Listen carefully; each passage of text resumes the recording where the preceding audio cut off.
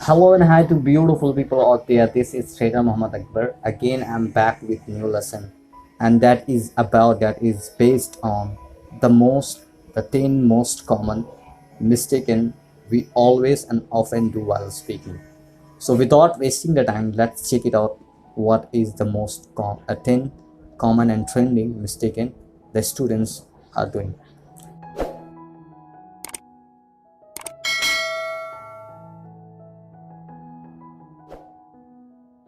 The very first one is, my dear, the word which is coming, which is associated by each and every, should be in singular form, obviously, and verb too should be in singular form.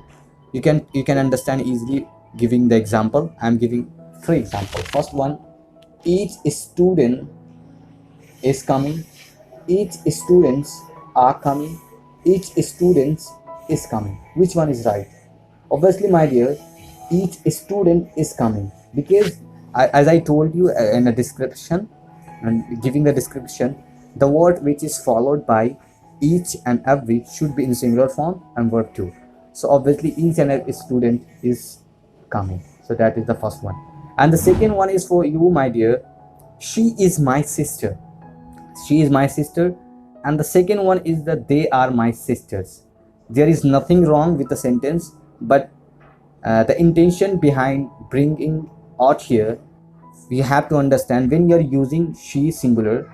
So after, when we are using possessive pronoun, she is my sister, so for, we have to understand it would be in singular form, because we are trying to relate with singular form.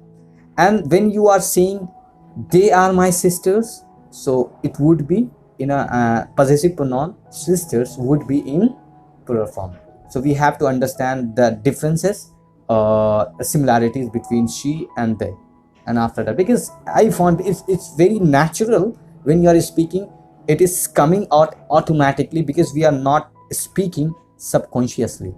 So we have to be very active while speaking, so that we can't make any single mistake while speaking, while listening. And that is the spirit of the language. And the second one is, my dear, the second one is, she is my cousin sister, or he is my cousin brother. Don't say ever, don't say ever. Always say she is my cousin Ria, he is my cousin Akbar. Or any you can take the name of anyone like Khalid and Hamid. Because, my dear, how we can understand that only using cousin, that he is my cousin, she is my cousin. So we can understand easily by using he and she, and it is referring to the gender. He is referring to the female, or he is referring and denoting about male. So the next one is for you and for us. It is blunder. It is blunder. And people are adding more. It is blunder mistaken. It is the blunder wrong. Don't say wrong and right. Don't say wrong or mistaken after blunder, using after blunder. Because, my dear, blunder in itself, saying that I'm negative, I'm negative form, I'm using as a negative words. So further and more ahead, we don't use any other additionally relating something that is a blunder. Simply you have to say it is a blunder in your judging, it is a blunder in your personality, it is the blunder in your performance, it is the biggest blunder in your examination. So that is simple. You have to make as per the rule, not as per what you think. Okay, that is the rule, that is the rule of the grammar. So we have to follow. And the next one is for you, my dear, and that is very common. His presentation is better than me, or his presentation is better than mine. Which one is right? Think and give. Obviously, my dear, his presentation is better than mine. Don't say better than me, because here I'm relating something to here I'm trying to relate something to something, not someone to someone. So don't say his presentation is better than me. And the next one is for you, my dear. there is 10 students in the classroom, or there are 10 students in the classroom. Which one is right? Think, analyze which one is right. Obviously, my dear, there are 10 students in classroom. Why it is right? Because after there are, the words and the noun which is coming after there and there are would be singular and plural, and according to singular and plural we have to use there is and there are. So there is 10 students, and it is the female, it is referring, it is that denoting that is plural, so we have to use there are. Don't say there is 10 students. Okay, the next one is for us, and that is very common, my dear. Do you know who I am, and do you know who am I? Which one is right? Do you know who am I, and do you know who I am? So obviously, my dear, do you know who I am? Because initially at the beginning of the sentence I have started with the questioning word. Okay, I am asking, do you know, and it is referring that in itself that I am asking something. Do you know? So that is the simple, that is the symbol of the interrogative sentence. So moreover, and after, at the end of the sentence, we don't use the second and fourth and a couple of question word, and one is enough, and after that we have to use simply, do you know who I am?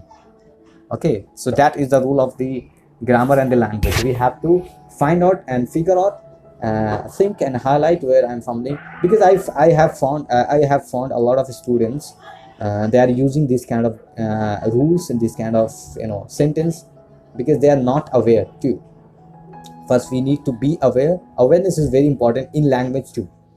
The next one is for you, my dear. One of the students is coming, or one of the students are coming. Which one is right? Yeah, which one is right, my dear? Obviously, my dear, one of the students is coming. Okay, what is the subject of the sentence here? Which one is the subject of the sentence?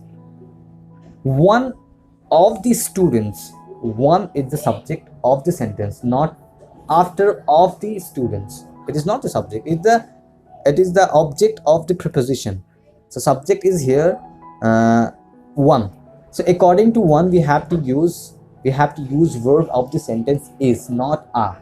So one of the students, one of my friends, one of my family members is coming, not are coming. So we have to understand this too. And the next one is for you, and repeat it again. Yeah, I didn't understand, I didn't hear you, sorry. Repeat it again. Don't say repeat it again. Don't repeat it again. Why? Because repeat in itself, it's referring, it is denoting, it's saying that in itself, that I am saying that something would be more than one. Okay, something would be done in more than one. And the next one is, and that is the last one for us, active and passive voice. I'm not giving any example. You have to understand, because that is the complete, the rule of the grammar, that is the complete grammar. We have to understand day by day, we have to understand step by step. So active voice and passive voice, because my dear, I have observed and I have listened and I have a little experience about these students and learners and our youngsters. They are mixing up both of them. They are merging each and every part of the active voice and passive voice. Both are very similar. If you want to say something, in a active voice, but you are making the sentence in a passive voice, obviously, my dear, message is going wrong. It is going in a wrong direction, and people take it seriously. So my dear, if you want to say I'll call you later, but you are making the sentence I will be called. Obviously, my dear, meaning would be wrong, or people can understand in a wrong way. So I think that is enough. That's been enough for us. This is time to say each other Assalamu alaikum. Till then, take care, be safe, stay at home.